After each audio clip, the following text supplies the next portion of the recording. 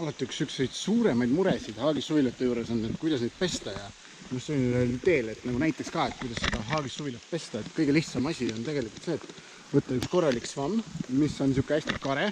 ja sellega nii-öelda käia ja kratsida kogu see haagisüle, et tõmbab ilusasti lahti niisuguse nii-öelda musta, mis nii-öelda selline nagu ikkagi tükil ajal kinni jäänud. Ja üks niisugune hea asi, mis alati teha on see, et kui nagu ütleme niisugune päev otsa on vihma sadanud, siis see mustus, mis peal on, see tuleb kergesti lahti ja lihtsalt võtta üks niisugune sampoon, hari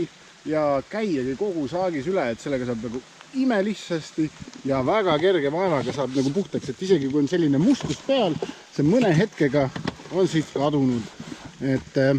see on selline hea variant, kuidas pesta nagu haagissuvilat või matkaautot, et niisugune kasutada vihmast ilma ära ja see on üks parimaid variante.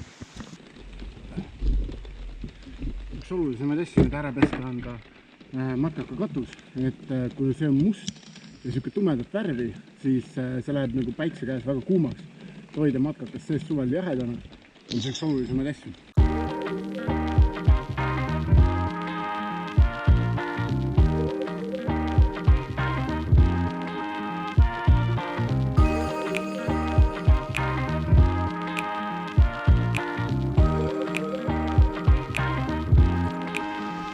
Nüüd on praktiliselt puhas, et ei ole muud üle jäänud, kui tuua kaks kastekannu täit vett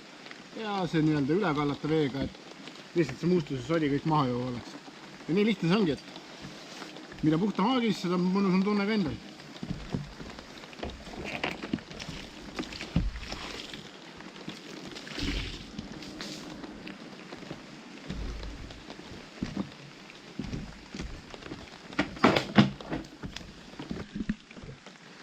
Nii, nüüd on kastekannu voor ja see, kuidas see puhtaks läheb, see on lausa hämmastav, kuidas see väike hari või see snuustik suutis kõik selle katuse puhtaks teha, et ma olen käinud ka survepesulatega, kus nii-öelda saad katusele minna ja